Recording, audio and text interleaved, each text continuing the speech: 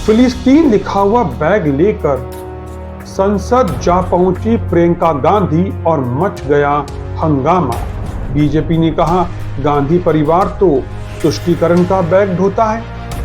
नमस्कार दोस्तों, स्वागत करता हूं मैं आप सभी का आपके अपने YouTube चैनल योगेश की रिपोर्ट में। मैं हूं योगेश। दोस्तों, कांग्रेस सांसद प्रियंका गांधी जो नई वायनाड से सांसद बनी है, उनके सांसद बनते ही हंगामा बरसने लगा है। प्रियंका गांधी वाड्रा सोमवार को फिलिस्तीन के लोगों के प्रति एकजुटता प्रदर्शित करते हुए एक हैंडबैग को लेकर संसद पहुंचे, जिस पर फिलिस्तीन लिखा हुआ था। फिर क्या था? हंगामा मच गया। बीजेपी सांसद संबित पात्रा ने कहा कि गांधी परिवार तो हमेशा से ही तुष्टीकरण का बैग ढोता रहा है। You want to say something? Why you carrying this bag? I've said many times what my beliefs are regarding this, and if you look at my Twitter handle, all my comments are over there. They say that they I the believe that parliamentarians can't carry this. Who's going to decide what clothes I wear now? Who's going to decide that?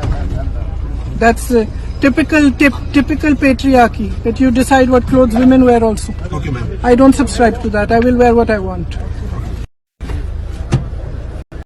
Congress महासचिव और वायनाड से सांसद प्रियंका गांधी हमेशा से ही Gaza में Israel की कार्रवाई के खिलाफ आवाज उठाती रहती हैं। तो क्या वो जो बैग लेकर संसद पहुंची थी, वो इसी का एक हिस्सा था? प्रियंका गांधी जिस बैग को संसद लेकर पहुंची, उस पर बड़े बड़े शब्दों में फिलिस्तीन लिखा हुआ था।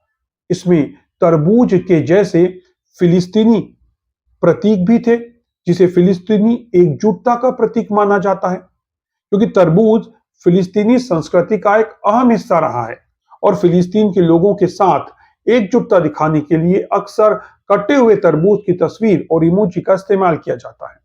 प्रियंका गांधी के इस तरह फिलिस्तीन लिखे हुए बैग को संसद में ले जाने से बीजेपी आग बबूला हो गई और सांसद संबित पात्रा ने प्रियंका पर निशाना साध दिया। बीजेपी नेता और सांसद संबित पात्रा ने कहा कि गांधी परिवार हमेशा से ही तुष्टीकरण का बैग ढोता रहा है और चुनावों में उनकी जो हार हुई है, उसका कारण तुष्टीकरण का ये बैग ही है।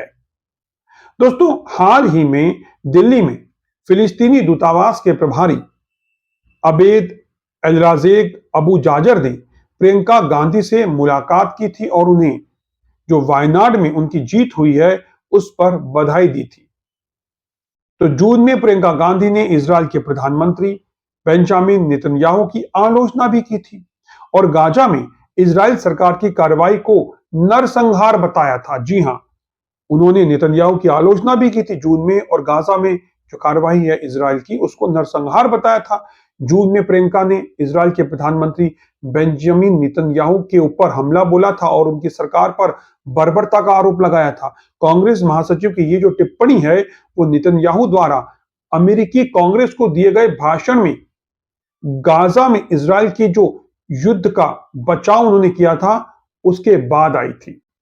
तो प्रियंका गांधी ने कहा था कि अब केवल नागरिकों, माताओं, पिताओं, डॉक्टरों, नर्सों, सहायता कार्यकर्ताओं, पत्रकारों, शिक्षकों, लेखकों, कवियों, वरिष्ठ नागरिकों और उन हजारों निर्दोष बच्चों के लिए आवाज उठाना पर्याप्त नहीं है जो गाजा में हो रहे भयंकर नरसंहार में दिन प्रतिदिन मारे जा रहे हैं। ये प्रियंका गांधी ने उस वक्त ट्वीट किया था। कांग्रेस सांसद ने एक्स पर एक पोस्ट में कहा था कि हर सही सोच वाले व्यक्ति की यह नैतिक जिम्मेदारी है, जिसमें उन सभी इजरायली नागरिकों को भी शामिल किया और कहा कि जो घृणा, हिंसा में विश्वास नहीं करते, और दुनिया की हर सरकार की यह नैतिक जिम्मेदारी है कि वो इजराइल की सरकार की इस नरसंहारकारी कार्रवाई की निंदा करे और उन्हें रोकने के लिए इजराइल को मजबूर करे। तो प्रियंका गांधी इजराइल के विरोध में और फिलिस्तीन के समर्थन में जून के महीने से ही मुखर रही हैं और ताबड़तोड़ कई ट्वीट उन्होंने जून में भी किए थे और उन्होंने खुद को फिलिस्तीनियों के साथ खड़ा हुआ दिखाया था। और एक बार फिर सांसद बनने के बाद, वायनाड से सांसद बनने के बाद, फिलिस्तीन का बैग लेकर प्रियंका गांधी, फिलिस्तीन लिखा हुआ बैग लेकर प्रियंका गांधी पहुंच गई संसद और मच गया हंगामा। आपका इस मुद्दे पर क्या कहना है, हमें कमेंट करके बताइएगा।